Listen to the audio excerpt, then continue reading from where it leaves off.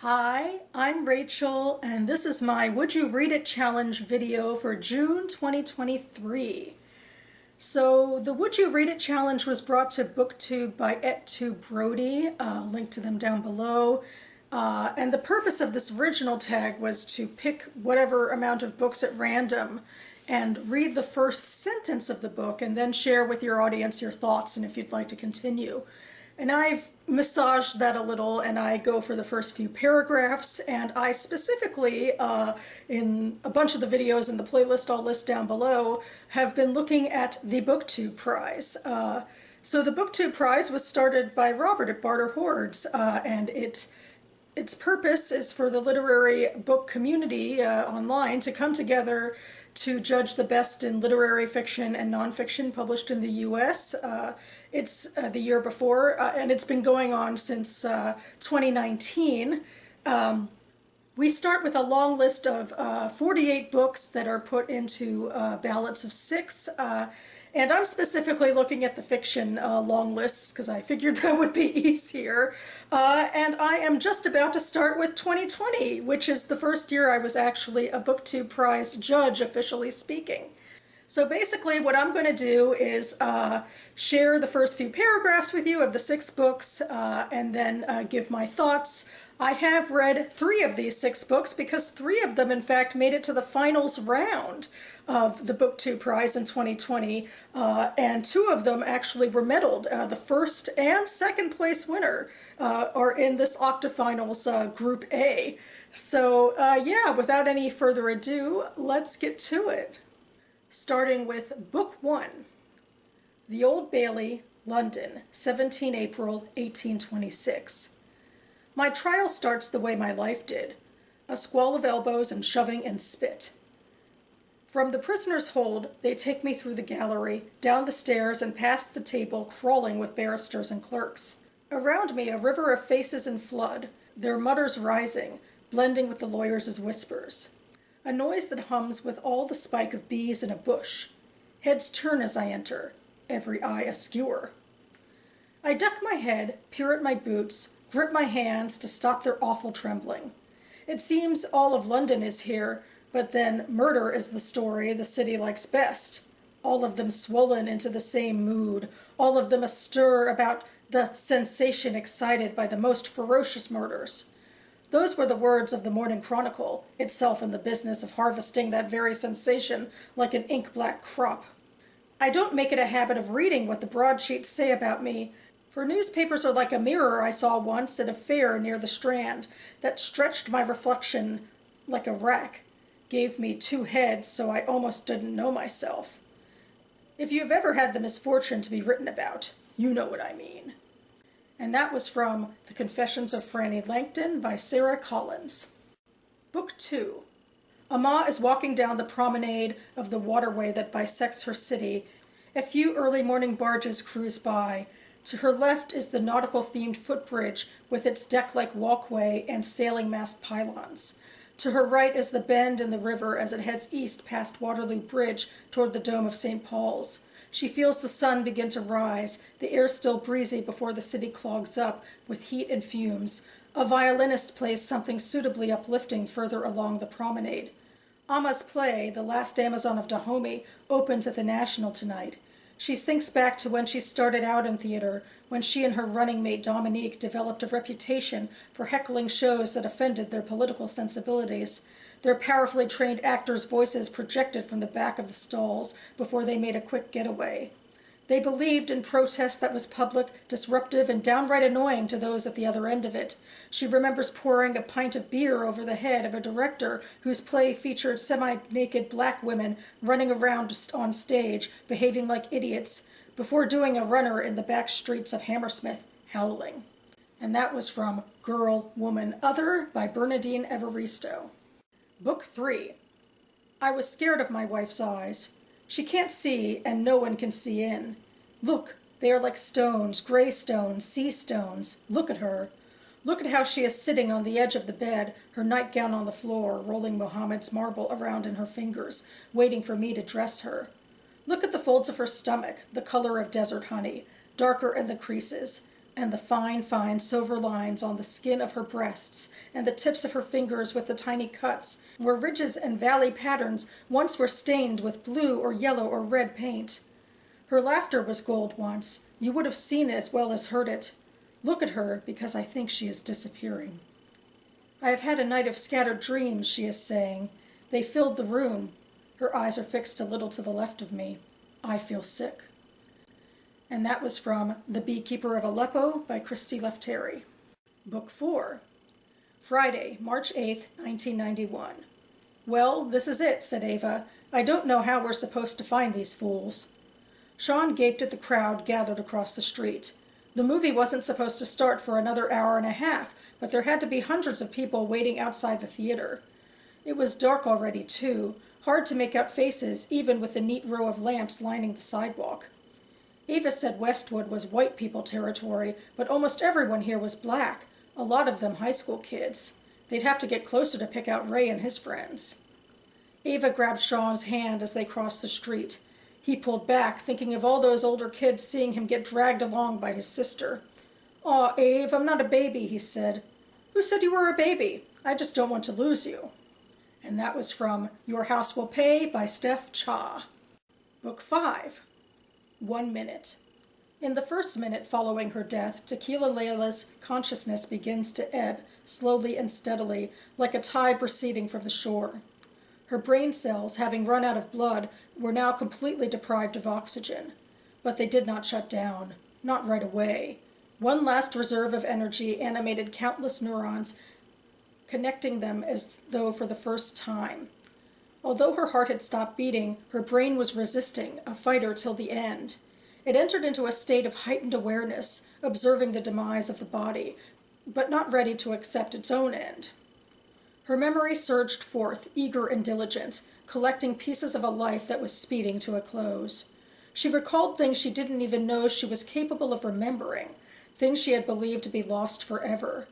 Time became fluid, a fast flow of recollections seeping into one another, the past and present inseparable. The first memory that came to her mind was about salt, the feel of it on her skin, the taste of it on her tongue. She saw herself as a baby, naked, slick, and red. Only a few seconds earlier she had left her mother's womb and slid through a wet, slippery passage, gripped by a fear wholly new to her. And here she was now, in a room full of sounds and colors and things unknown. Sunlight through the stained glass windows dappled the quilt on the bed and reflected off the water in a porcelain basin, despite it being a chilly day in January.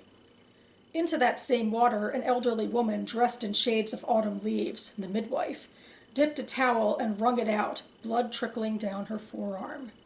And that was from 10 minutes, 38 seconds in This Strange World by Elif Shafak. And finally, book number 6. I was a girl once, but not anymore. I smell. Blood dried and crusted all over me, and my wrapper in shreds. My inside's a morass. Hurtled through this forest I saw, that first awful night, when I and my friends were snatched from the school. The sudden pop-ha of gunshot in our dormitory, and men, their faces covered, eyes glaring, saying they are the military come to protect us, as there is an insurrection in the town. We are afraid, but we believe them.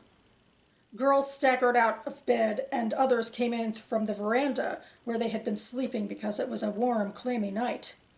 The moment we heard Allahu Akbar, we knew. They had stolen our soldiers' uniforms to get past security. They pelted questions at us. Where is the boys' school? Where is the cement kept? Where are the storage rooms? When we told them we did not know, they went crazy. Then some others ran in to say they could not find any spare parts or petrol in the sheds, which led to an argument. And that was from Girl by Edna O'Brien. Okay, so my thoughts. I think I'm going to start with the first place winner of the 2020 BookTube Prize in Fiction that year, and that is Girl, Woman, Other by Bernardine Evaristo, which I also voted for at the time.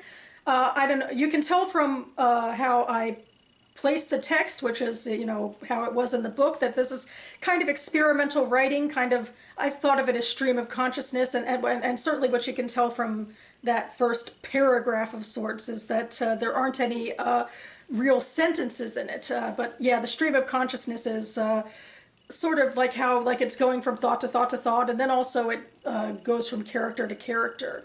So we're starting with Amma, and then we go to other people. And I was impressed with the way that it captured these feelings and opinions of these women in London. But I think in retrospect, if I were to like judge again, of course I haven't actually read the full book since 2021. I might have gone for 10 minutes, 38 seconds in This Strange World by Elif Shafak, which in fact won second place. And I think I put it further down in my ranking, but I think it's the story that sticks with me the most.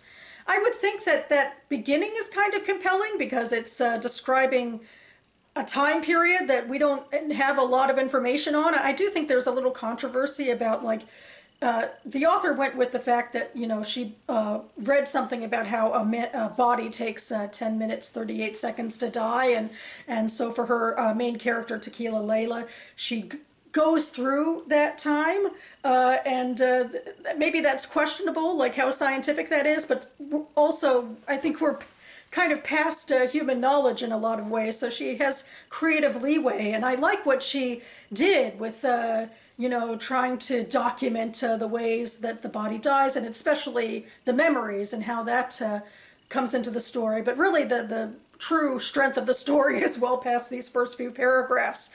I really feel the strength is how she brought these characters to life. She really brought these cast off and disliked characters to life in Istanbul, sex workers and transgender people, if I remember correctly, you know, people who were on the outsides of society, and really gave them a voice. And then Istanbul itself had a voice. So I really thought it was very powerful. And then the third book that I read, because I read the finals in fiction that year, is The Beekeeper of Aleppo. It didn't medal, but it did make it to the final round. And I also thought that was a really strong story as well, about refugees trying to get to safety out of Syria. And I, you know, was recalling how the character of Muhammad plays an outsized role. And like, you know, you don't know much about him obviously from the beginning, but you know, he becomes sort of this conceit of unreliability of an unreliable narrator. But certainly that beginning I feel like is just compelling on its own, because it's about the grief of losing someone who you love to, well, we don't know exactly what, but she has obviously lost a lot of luster in her life, that, you know, she used to be all these happiness and colors and things, and she isn't anymore. And yeah, so the other three books I haven't read, I feel like out of all of them, The Confessions of Franny Langton sounded the most interesting to me. I think the writing was the strongest, had these visceral images to it. I really liked the skewering eyes. I feel like the writing might have been the simplest with Your House Will Pay, but it was very easy to get through, like in terms of reading it aloud here. That's another really interesting thing about all of these books. I feel like especially Girl, Woman, Other, I wonder if I had listened to the audiobook, if I would have felt differently about it. Like I felt like it was more melodious listening to it, or reading it aloud than it was reading it on the page. And certainly I can see the pluses of reading Your House Will Pay, because it's just such simple, propulsive writing. But I also felt like in a way it's just the least interesting action is happening in this writing, where they're just like crossing a street to try to find somebody. And finally, we have Girl by Edna O'Brien, which I would agree with other people. I think that's a really bad title. You know, what story should claim access to the entire gender like that? And also, you know, well, I think technically these are young girls, so we can call them girls rather than women, but we do have a problem in society of calling women, grown women, girls as well. But this one seems to have to do with girls in a school who are being taken captive by a guerrilla group, I would assume. I mean, what it reminded me most of immediately was Boko Haram in Nigeria, and how they would take girls' schools captive like that, which seems to be what's happening in the beginning of the story. Perhaps intriguingly, we're given a hint to the fact that maybe this girl escaped from them somehow, or maybe not. Maybe they're just marching them through the forest. I don't know yet. I guess you'd find out if you read more. So yeah, those are my preliminary slash remembered thoughts, depending on whether I actually read the rest of the book or not. Although, again, I did read 3 of these 6 books, but it has been a few years now. But if you've read any of these books, I'd love to hear your thoughts or just your thoughts on these first few paragraphs.